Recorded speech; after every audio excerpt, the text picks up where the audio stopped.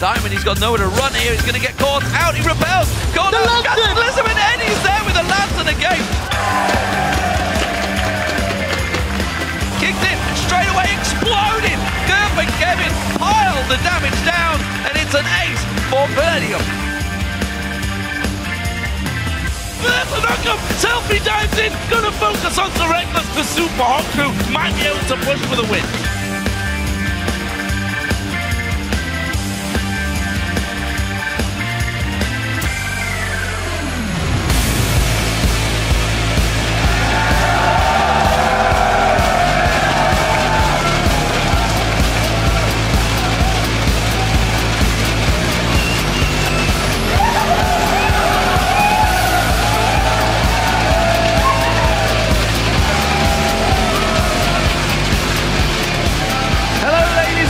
Gentlemen, and welcome to the European League of Legends Championship Series, coming to you live from our studios here in Cologne, Germany. I am Lee D-Man Smith, and here alongside me is Trevor Quickshot Henry once again, as we bring you day 2 of our 16-game Super Week. Yes, we have 6 big games to play today, and now that we're on the downslope of the summer split, the teams will need to bring their A game if they want to stay in the running for a possible spot at the 2014 World Championships. But before we get to those games, let's take a quick look back at some of yesterday's highlights. First up, well, it was the LCS record set by xPeke at 21 minutes 51 seconds. It was slightly adjusted. We were a little bit too late on that. Yeah, 1 second quicker than we had reported yesterday, and breaking Froggen's record from last week from the same game. Soaz pulled out a top lane Ziggs, managed to dominate up in that top lane, and it's interesting to see Soaz follow that up with the top lane Lee Sin, so having some fun with champions. Yeah, we'll see what he brings out today. That one, of course, wasn't the only exciting champion, as Overplow played Xerath, and Creaton,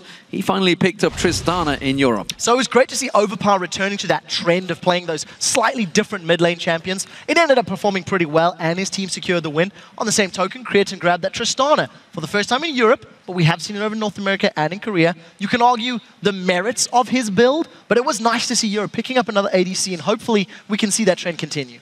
Also alongside him was Zyra. Zyra support, is it back? That's the question. Played in 3 out of 5 games yesterday. Will it be rejoined by Ashe? Well, Woolite's Ashe left a lot to be desired, but I think part of the reason that Zyra is back and why it's quite an exciting turn of events is the changes to support items, the more expensive, I just forgot the word. The heal, cleanse, Mikhail's Crucible, thank you.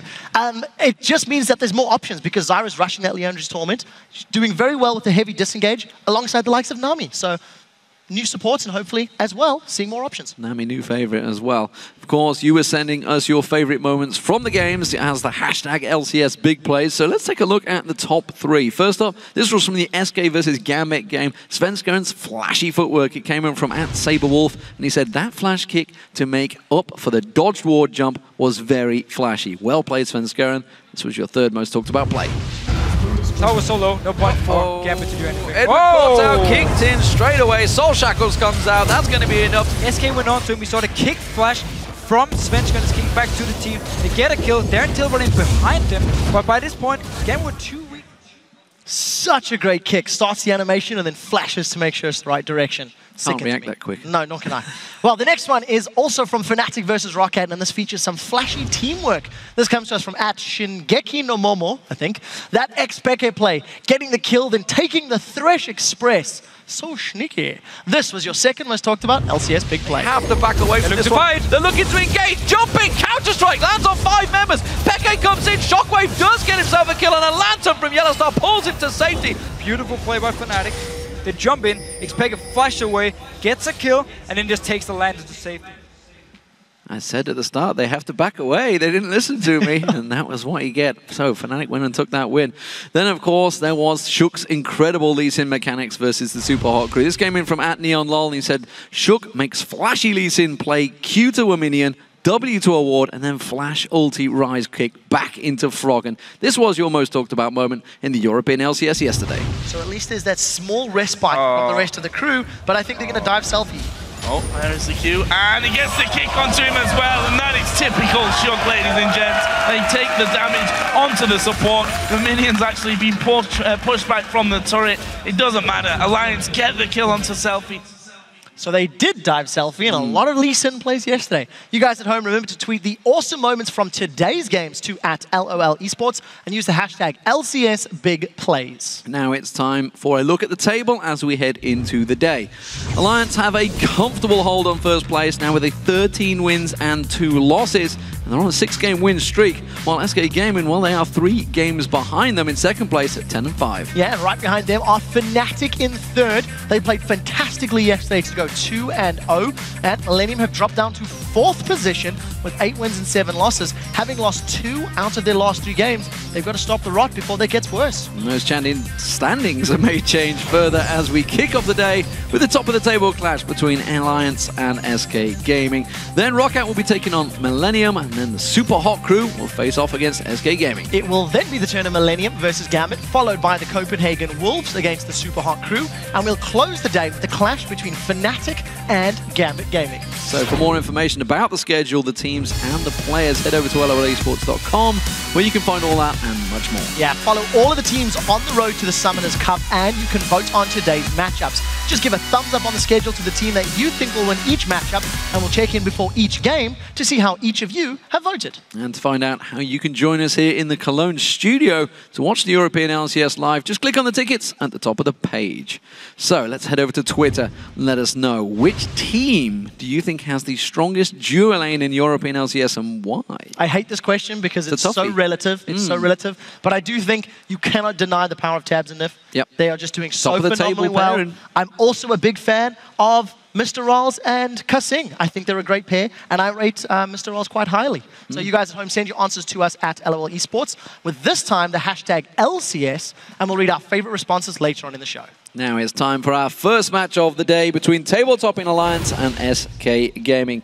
These two teams have been vying for the top of the standings, but in both of the previous encounters, it has been Alliance that has come out on top. Most recently, while on the road in London, Alliance took SK Gaming in a one-sided match where Froggen on Yasuo picked them apart piece by piece. But if you look at yesterday's performance versus the Super Hot crew, it might have been a victory for Alliance, but they struggled to close out the game despite the big lead they built up early on. Yeah, so in yesterday's match against the Super Hot crew, Alliance found ways to open up a sizable lead before they would lose a significant team fight, and then they would blow that big lead. And this actually happened several times over the course of the match. While Alliance did eventually win the game and close it out, it does demonstrate small weaknesses in their play. I think in general, Alliance have just shown that they can deal with SK Gaming, they're 2-0 up, along with the rest of the European LCS. But winning this game is where Alliance can ensure a head-to-head advantage over their closest competition in terms of potential tiebreakers at the end of the split. Absolutely. For SK Gaming, this match has to be the proving ground. If they can't take a win over Alliance this split, then it will surely cause some doubts in their minds as they close onto the playoffs. SK Gaming took down Gambit yesterday and dismantled them by securing all of the dragons, not really being challenged. No, they really weren't, D-Man. SK just looked patient, they looked confident, and, you know, in particular, nRated on Morgana, he landed a bunch of bindings that secured multiple kills. Svenskeren on Lee Sin, he had some really flashy moments, and it was a great start to Super Week for the team, as they must be looking to catch up to Alliance, and picking up a win will help them out.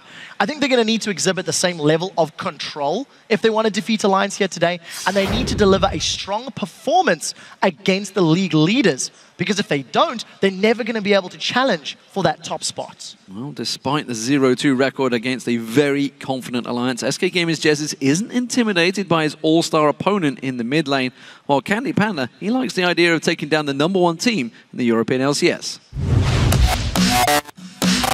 SK again. Actually, it's looking really good against them this season. We are 2-0. We know how to beat them, so it should be under 3-0. We don't want to lose to Alliance again, so we're going to prepare a lot for them, but I wouldn't say we prepare any more than the other team. Being the leader, we don't really want to drop any games. It's very important for us to keep winning, so we will definitely prepare our best for every single game. The longer the season goes, the better we will get, and we will catch up to them at the end of the season. We kind of overrate them ourselves in our mind, and it gets to us, and we just play really bad against them. I don't know why. And we need to not overhype them and consider them like a normal team rather than Alliance. It's always fun to play against a high-skilled player like Froggen. I've personally done really well against him in our matches. For me, it's nothing special. Like, I play against people on his skill level every day. Compared to the other teams, and they're not improving that much, honestly. I would say it's pretty weird with SK. They have been pretty good for the entire split, but I haven't really seen much improvement in how they have been playing. They're the best team right now. It's always a good challenge, and they're the team to beat, so we will beat them. For me, the standout thing in that video is how SK actually talk about Alliance. It's only been a split. They finished 4th in the playoffs. But now the top of the table, they're already talking about the mental attitude of coming up against this top team. And it's not the same message across the team. Fredy is saying we overhype them. CandyPanda is saying, you know, we've just got to try hold back. And Jesiz is like, whatever, I deal with Froggen every day. So we're going to have to see who comes out on top. Well, let's check out the lineups for these two teams. Over on the blue side, it's Alliance. That means Wickd's in the top lane, Shook is the jungler, Froggen in the mid lane, Tabzz is the AD carry, and Nyph on support. And on the red side, it is SK Gaming with Steady Fredy in the top lane, Svenskeren playing the jungle, Jesiz in the mid lane, CandyPanda on AD carry, and nRated playing the support role. So let's take a look and see how you predicted this match will play out. According to the votes on LOLasports.com, you gave Alliance by 84%. That is a big, big vote for first versus second place. That is a very big vote, but I distinctly remember a 93% or 94% vote in favor of Alliance in a game they lost against the Super Hot Crew many weeks back. So, you know, public opinion does matter, and standings matter. They're 2-0 up, but we'll see if Alliance can deliver. They are chasing that all-time win record of Europe of 9 wins, which they have the possibility of hitting at the end of the Super Week. Yeah, they're going to get a perfect Super Week. We'll see how that works out for them, of course. The other team to beat them was Gambit as well. Let's not count. They're the only 2 teams to beat Alliance so far this season. Pick and bans are about to get underway. Let's see how this one works out. So the obvious picks of Kale, Kassadin are definitely ones that I think will be considerations here. I am also interested to see if nRated or Nyph go for the likes of Thresh or Morgana, or, you know, alternate between them. But one of the big stories for me is whether or not Shook or Svenskeren get their hands on Lee Sin. Shook has played Lee Sin 9 times this split. Svenskeren has played it 8 times this split. It is definitely a de facto go-to jungler for both of these teams, and I feel Shook and Sven are currently the strongest Lee Sin's players in the jungle in the European LCS. Well, the fact that SK have banned out Ilyas tells you they may be focusing towards it. Fredy's Aatrox banned out there. He's been playing that the last few games. Of course, Zig's taken away, kind of a standard, that one. Jesiz has been picking that one up. It does mean that Kale's still out there, Kassadin's still out there, Yasuo's still out there. A lot of big top laners, mid laners for Froggen and Jesiz. We'll see what will the next ban be. SK, considering this one, there's a lot of thought going into these pick and bans. These are not coming thick and fast. It is Aurelia, so that's another top laner. That may open up Renekton for Fredy. Kale going from Alliance. Another top laner. Wickd has played that Kale in the past. We've seen her mid, we've seen her top multiple times. I want to just contrast quickly the faces of Alliance today in comparison to Super Hot Crew yesterday. This is stern and focused. Twisted Fate. Kassadin was banned out. It leaves Yasuo open, Jax is open. Of course, you've also got Renekton open, and there is the Lee Sin you were talking about. Svenskeren is going to be the one to lock that in, and Morgana, who has been banned out quite regularly, will be picked up by nRated. So the question for me, do Alliance go for their bottom lane, potentially locking in Thresh Lucian, Braum Lucian, Nami Lucian? It is a possibility for Tabzz. Tabzz could also go Caitlyn if he wants to, and he's been doing a very good job with Caitlyn in recent weeks, you know, especially on 4.10. The Lee Sin lock is not too surprising for me. But my wonder is, does Shook go Evelynn and just play that sort of split push gank with Twisted Fate combination? Or does he want to play a different jungler and surprise everybody? Definitely taking their time on the side of Alliance. Well, top lane Lulu is what we saw from Wickd yesterday.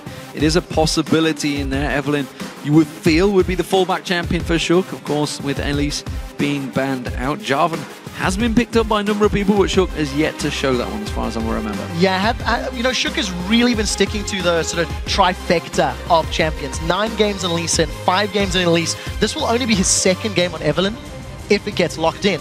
And in terms of the duo, in yesterday's composition, Alliance ran Caitlyn and Zyra as their duo lane. And the Zyra was primarily to deal with a very aggressive, in-your-face dive set of champions, and that is a very quick lock-in from the SK side. But that is a Caitlyn choice over a Lucian choice.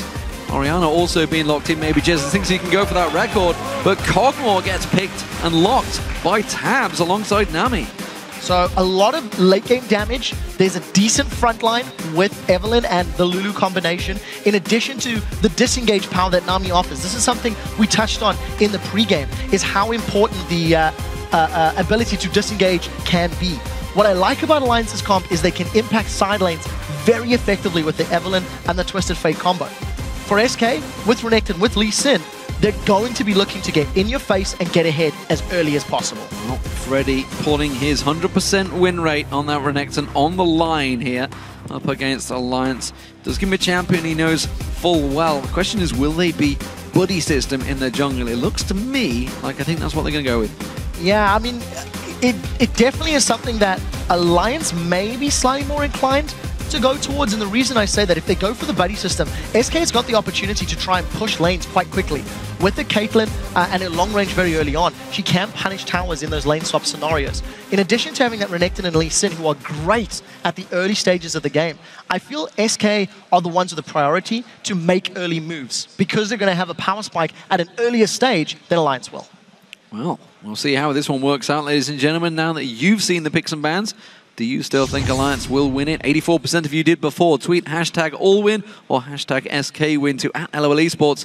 We'll check out the results shortly. Twisted Fate, of course, picked up by Froggen once again. Yep. A very successful champion for him over the last few weeks. And he pulls gold cards every time he ganks. Yesterday without was scary. Fail. Without fail. We had a fantastic tweet saying he couldn't use the football skin because he never pulls red cards unless he intends to. Doesn't send anyone off. No, definitely not. Good guy Froggen, after all. The one thing that I do like about SK's comp is it has the ability to punish Alliance's composition in the early stages of the game. Lulu needs time to ramp up. Twisted Fate needs time to ramp up. Kog'Maw needs time to ramp up. So while they're on that ramping, it's up to SK to make the plays. Let's see how they do climb that ramp. Here we go, ladies and gentlemen. Blue team starting out as Alliance, the current #1 team, and they have a 2-0 record over SK Gaming, who are going to be starting out as the red team. We'll see whether we have any level 1 plays. Obviously a difference between the two top laners. Doran's Ring, of course, versus a Doran's Shield. Expected. But I want to see how they're going to start this level 1 fights. Yeah, and very importantly is how Alliance handle the protection of Tabzz. If you look, you're going to have Glitter Launch, you're going to have Wild Growth, of course, and the disengage from Nami. But if Renekton or Lee Sin manage to deliver that command attack and dissonant shockwave combo onto Tabzz, there is a very real possibility of him getting blown up super early on in those fights. And that's what SK will be looking to do. For the time being, neither team has gone for any sort of aggressive or even defensive wards. All trinkets, with the exception of Wickid's, are available, and we need to watch for the next 30 or 40 seconds. It looks like it's going to be a standard defensive start to the game. Yeah, nobody going too aggressive early on, 1 minute 10, so a long time before the buffs even spawn. You can see Froggen still hanging around in that death bush just off the side. Shook is keeping Jesiz occupied, just out of vision, of course. He's stealthed up as Evelynn to see whether it's looking like they want to go for that red invade alliance, but I don't think it's going to work out for them because there is a ward in place. It will spot them coming early, and you can see Svenskeren and Fredy are already in place waiting. Yeah, so nothing exciting going to happen in the early stages of the game, but I do, I'm casting my mind back to, I think, an SK versus Super Hot Crew game where they also ran a Renekton and a Lee Sin combination, also on the red side of the map. And in that matchup, I was worried about SK's mid to late game scaling opportunities or abilities. No, it was Gambit, actually. And they just played so aggressive after the 15 or so minutes. They got like 1 or 2 key items and then just started challenging over and over and over and picking as many fights as possible in their opponent's jungles. I want to see if they're going to do the same thing with their comp. You can see a couple of SK fans have woken up, but it's still 69% to Alliance in the vote.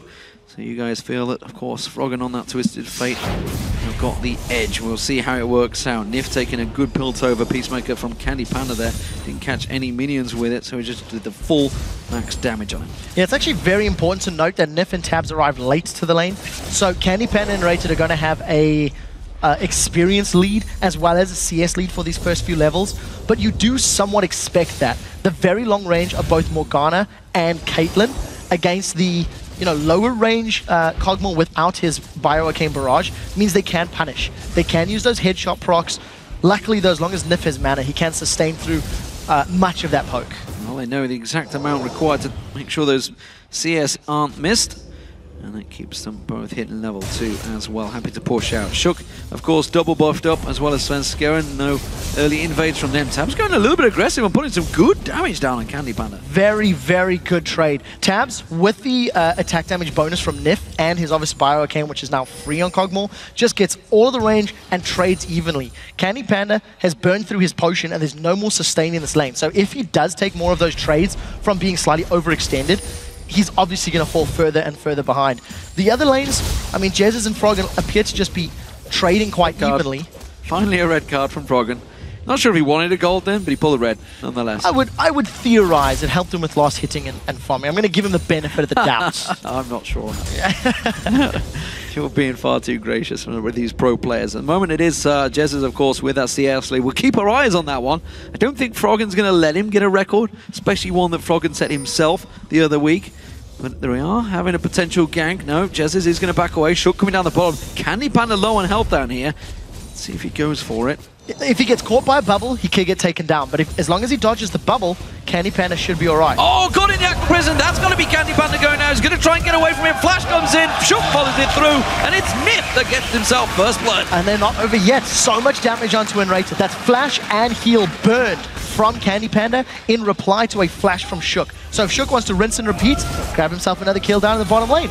First blood was secured by Nyph though, so not the ideal target. But regardless, well executed gank. Good bubble from Nyph. Yeah, double assists as well, of course, don't forget. With the juggler involved, there was a flash used by Shook, but nevertheless, if he gets a secured kill, it works out. Svenskeren quickly going for a counter-invade. Knows that Shook is not in and around this area, so he's going to steal away the large wolf gap. So in terms of the CS numbers, even in the bottom lane, Tabzz will get some time to pull slightly ahead. I want to highlight why Jesiz is ahead of Twisted Fate. Thanks to Orianna's passive of Clockwork Wind-Up, she's got an auto-attack damage modifier that helps her in trades. In addition, you can see how much damage and zoning command attack does. So we do see they're considering a dive, but once Shook shows his face, they're going to back away. So Orianna's always going to do well in the early stages, and once Froggen gets some more items, maybe working towards an Athene's, if he wants to go that route, or rush Morellonomicon, that will help him with his wave clear, that'll help him keep further back and trade somewhat more evenly with Jesiz Orianna. Fredy sticking with his triple Doran's build in this top lane on Renekton. 2 swords along, of course, with that shield. Despite the changes, he's sticking with it. So it's interesting to see how Fredy goes with this one. Remember, they got that big 100% win record. Did teleport back to the tower as well. Wickd yet to go back, so he's going to hold out. I think he wants to get himself that chalice early on. We'll see whether he goes with the triple Doran's ring, of course, which a lot of people on Lulu have been building. He's missing a lot of CS here. Yeah, and if memory serves, yesterday Wickd did not actually go that route. He went very early Ionian Boots of Lucidity. Well played by Fredy. And I think Wicked's actually got enough money to pick those boots up if he wants to do a similar sort of build to yesterday. Typical, as we're going to talk about, he's going to grab himself Dawn's rings. I'll bet you any money. 1, 2. Yes, there we go. He cheated. He cheated. Yesterday I said triple Doran's, he goes Ionian. Today I say Ionian, he goes triple Doran's. End of the day, there's multiple options. Considering Fredy's got so many Doran's, he needs something to continue spamming Glitter Lancers as well as the additional HP to help out in trades. So we may see a fairly extended laning phase from both of these teams. No one's even made any gestures towards dragons, and in straight up lanes, it generally means dragons come later. Yeah, it's something, honestly, we only see the 3.5 minute dragons maybe once a day at best, whereas of course North America, you're generally seeing it every single day. Just different styles, longer laning phases. Svenskeren spotted out by that ward, that's going to give him vision. Of course, Froggen will be well aware of that. Tabzz caught out with the Dark Binding, it's not going to get followed up on though. CandyPanda was worried about the threat of the bubble from Nyph. Very smart play from Tabzz. Even though he was caught by the Dark Binding, the Void Ooze just made any sort of engagement difficult. Sven's caught out. Or not. He's not going to get away unless Froggen flashes. He gets into the gold card. The good wild card follows through. There's good shockwave from Jesiz, defensively used along with that defensive ball.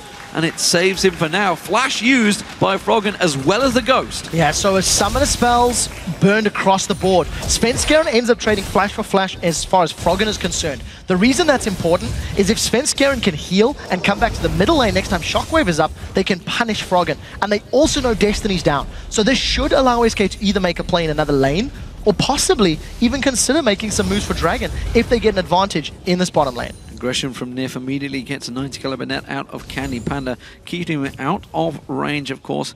He's going to be losing out on the experiences. 4.11 changes will be coming on those, of course, the minion changes. But then we are on 4.10 still here, while you guys at home may have upgraded this morning. It is all about 4.10, and Wickd trying to keep that pressure on. The Glitterland's doing work on fredy right now. Yeah, all props to fredy. He's got a decent CS advantage over Wickd in this lane. Every time we have caught a glimpse of him, he is playing fairly aggressively, using the sustain from that Colombic to just keep himself relevant. He's obviously got the 6% lifesteal from both of those Dorans. So he's got decent sustain, and there's no real kill threat from Wickd. fredy has to make a big misplay or get ganked by Shook to run the risk of getting taken out. And for the time being, teams are very, very even. Jesiz is still with a small CS advantage in the mid lane, but it's countered by the fact Svenskeren is slightly behind in the jungle. Froggen going to try and keep his pressure on Jesiz. He's going to keep him ticking here, and more importantly for Jesiz, of course, every time Froggen goes away, he needs to punish that lane. He needs to take that tower down. We saw it a couple of times. The pressure almost certainly is on Froggen's turret rather than Jesiz. He's being able to keep them away from that one. You can see turret barely touched so far. Bottom lane have hit level 6. Let's see where they go near the thing. The bubble not landing because the dark black shield blocks it out there. But CandyPanda starting to take that range poke now from Tabzz. Yeah, now that Tabzz and Nyph have hit level 6, the threat of being caught by a bubble into a knockup is very high. Good flash from CandyPanda. Well, the wave used, but that flash is going to be on a much longer cooldown. So Alliance will be relaying that information, and Shook, who is down in this bottom area of the map, may actually look to go for a gank here. We're going to get a lovely siren. Oh, Nyph sounds lovely. We'll have to get Nyph to sing that on stage after the game, I think. But a good attempt. I mean, trading Tidal Wave, which is 110-second cooldown, for a flash, which is around 300 seconds, that's a trade you'll take any day of the week. We've already seen Shook ganking bottom lane. Well, CandyPanda had his flash, and he hasn't returned since. Destiny's almost available. Shook should be able to gank. So if SK push at all in that lane, there's going to be the threat of Froggen jumping in there to join a party. So CS being gifted across there, the Wolves to Froggen. Maybe he feels there's a bit of a challenge laid down by FLICKR yesterday. I'm not too sure if he's going to be quite catching it. And at the moment, Jesiz is looking strong for it. We'll see how it works out between those two mid laners. Froggen, I think he's got his mindset on ganks more than CS, and he's going to be looking around to try and go aggressive. Let's have a look at CandyPanda and see what he's building here. Of course, we've seen a number of items. We're expecting the Infinity Edge to be started out by him, but he's got the makings of a Blade of the Rune King. This is a little bit risky. We'll get to the items in a moment because of the fact Destiny is available. So SK Gaming have got 3 members, but they run the risk of being flanked. There's the Destiny we talked about. There's no Tidal Wave. So Alliance feeling a little safe, and we need to see who is going to initiate the fight. SK pulled away, so Dragon's slowly resetting. And if Alliance commit to this, they're coming in from 2 flanks. They decide against it because they didn't have Tabzz. They're trying to delay, yeah, they're trying to delay. They didn't have Tabzz there, but it forces SK away nonetheless, so they didn't get that Dragon down. Alliance happy to just hold on in the lanes for a little bit longer. They're going to keep this wave pushing, and now Nyph looking to get onto CandyPanda. That black shield's going to have to be so on point from nRated if he is to prevent that. Yeah, and at this point in time, CandyPanda has now slowly started to fall behind in terms of range. As Tabzz is getting closer to maxing that Bioarcane Barrage, he'll have a few seconds where he can out-trade with CandyPanda from a safer distance. And if Candy tries to get in range, Tabzz can use that Void Ooze to basically zone out, prevent anybody, jumping onto him or closing the distance. So it's an interesting lane, and Candy's now slowly falling further behind CS, considering he was ahead for the first 3 or 4 levels. Well, Fiendish Codex picked up by Wickd, so he's going to get himself a little bit more shield. Hasn't gone for the Athenes yet, doesn't feel the need to just burn through that mana. Happy to just continue. But fredy, look at this, different stuff for him as well. Spectral Cowl building into the lane. Well, with the amount of magic damage from everyone in Alliance, I mean, even Kog'Maw's got magic damage. That's quite a smart pickup. We've also seen top laners rushing Banshee's Veils, not too uncommonly. So bottom lane, Tidal Wave is up. Shook is available. There's no Destiny. So we need to see if Nyph can actually send anybody on a surf ride, because one person can get knocked up, while the other will obviously be shielded by that black shield. Well, Flash Soul Shackles is available for nRated. If he catches it, that's going to be the prison. The bubble catches on CandyPanda, quickly takes that ride. The Ignite was used, but he's forced back. Yeah, Summoner Heal burned again. So another Tidal Wave plus Ignite in exchange for that Summoner spell. Svenskeren's moving in, but they stood right on top of a ward. Destiny still not up for Froggen. So Alliance focusing CandyPanda and nRated, trying to get Tabzz ahead as quickly as possible, and it is working out. The pressure and the presence from their aggressive play means CandyPanda is falling behind. Oh, I think Jesiz would like nothing more than to steal those eighths away, but instead he was forced to back off. Froggen shows himself. This bottom lane still is the focus. Remember, Destiny not up just yet, but it will be shortly. Jeziz's job is going to be to keep him grounded, make sure he can't get away. He's going to have the only way to do that is to catch him with a shockwave as he tries to Destiny away. I do want to highlight the pre-game video where Jesiz is like, look, it's Alliance. I'm not bothered. I play against people of Froggen's caliber all the time in Challenger and in solo queue. And he's got a CS advantage over Froggen. Froggen has tried to roam with TF, not been successful yet. And when we... Oh, CandyPanda with another bubble. He must be very thirsty today. When we go back to last year, let's see if Froggen can get Jesiz. Oh, he's going to get the Destiny. That's going to give him full vision as he goes through the bush. Shook comes around again. Shockwave pulls Froggen back, but Jesiz is not getting out of this one. Froggen gets the kill. Has to flash away. The danger of Svenskeren nearby forces that. Oh, they're going to go on nRated now next. And you can see nRated taking all the damage. Tabzz got 1 or 2 more hits. Flashes out and gets away with so little health. So getting another kill on the board. This time it is Shook plus Froggen that ran down Jesiz. Gonna steal the buff away, and he has a 2-on-2. Svenskeren's in all sorts of trouble. He did get the blue, but I'm not sure he's going to get away with this one. Wickd comes around. The basic attack should be enough. Now they turn their attention to Fredy. Froggen joins the party. Gold card pulled. Stun goes down. Wild card's through. Froggen gets himself the kill. It's a double for Alliance. 4-0. I'm not quite sure why SK were going for that invade. They had just lost their mid laner. Svenskeren pulls Fredy down from that top lane, and they just get surrounded by Shook and Froggen. End up giving up 2 additional kills. What was looking like a very even, very close laning phase with actually probably a CS advantage in favor of SK has now gone completely the opposite direction thanks to Alliance ensuring they punish the invades and they're creating opportunities. Shook's ganks have been significantly more impactful than Svenskeren's ganks. And Sven needs to get in the game if he wants to make up this gold deficit. Well, SK Gaming are going to go straight in for the Dragon here. Of course, Destiny was down. Everything cooled down for Alliance. So this may be SK being able to steal this one. Shook's going to try and get in and smite it away. He has got it available if he was to sneak in, but he's spotted out. That's going to be... SK is going to get the catch on towards it. Shook has to back away. Teleport used by Wickd. A little bit late on the party this time around. The Voidoo's on the way. Catches beautifully from Nyph there. The bomber on towards. Jesiz gets him down. One more shot. CandyPanda goes down. nRated caught out. He gets stunned down. It's a double for Tabzz, and Alliance again get themselves 3 more kills. 3 for 0. They steal the blue buff potentially, and they managed to get, all of those kills onto Froggen and to Tabzz. They lost the Dragon, yes, but in the big picture, they're going to come out very, very happy. The gold on their carries is absolutely massive. SK Gaming was somewhat split. They wanted to focus down Shook, but the problem they had, they didn't realize that Tabzz and Nyph were coming up from the river. So because of that fact, it just meant that Nyph was able to knock people up and set up a bunch more kills. Yeah, of course, 2 ultimates used on Shook as well before that fight, trying to desperately to catch on towards him. Bottom tower goes down, Tabzz took that. Of course, you saw Fredy taking the top turret down as well.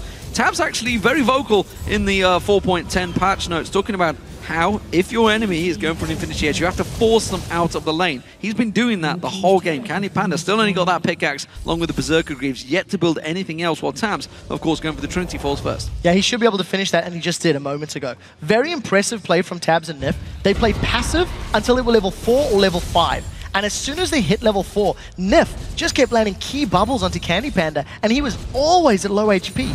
Now keep in mind, there's no flash on CandyPanda. Shook doesn't have the support of the rest of his lanes, but here comes Froggen.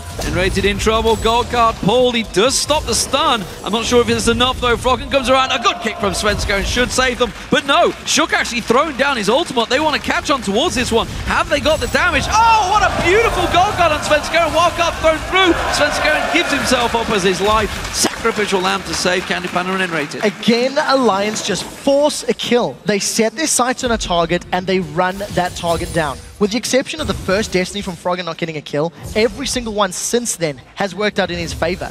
And it just feels like every time SK make a move around the map, Alliance are there to counter it. They've always got a counterplay in mind, and they've built themselves up a 4,000 gold lead before the 20-minute mark. It's a big, big lead, as you mentioned. 8-0 as well. Alliance are in danger of steamrolling over SK Gaming as they move towards this red buff area. Fredy quickly alerted, and he's back in hell away from that top turret. It is another outer turret that they are aiming for, and Alliance are going to take this one with ease. Look at the vision that Alliance have got on the map. part of the reason they were so confident in running up through that river, they knew if and where people were going to be, where Jesiz was running. They've got vision in the bottom half. They got vision in the top half. The entire Alliance team has made an informed decision to shove this lane down, and SK are a little late to reply. Jesiz is nowhere there. nRated's nowhere there. Alliance can take this if they focus it down. They may be able to get the middle turret, Jesiz, but that's going to be an inner for Alliance. The bottom turret still being pushed, and Alliance are pinging it. They're saying they're still down here. You know what? We can still keep going. CandyPanda hasn't started to recall yet. Jesiz has evened up, so it's going to be 2 towers for 2 in the big picture, but of course that's 2 towers in 1 lane. So an inner turret is always more valuable. Alliance also may get positioning on this mid turret from SK if they shove with a wave. We need to see how heavily they commit, because it looks like SK can get in place to defend. Jesiz does walk past the ward, gives him vision. Froggen's Destiny was available in a second's time. Shook going to get caught out with the Dark Binding. It's just to stop him backing away. Jesiz actually taking a look towards that one. He did pull the shockwave on Shook last time around and didn't manage to do enough damage. He simply hasn't got the burst damage just yet. No, not enough ability power. And, you know, that shockwave, it is a game-changing spell if they, you know, hit the right people, and that's it on Froggen.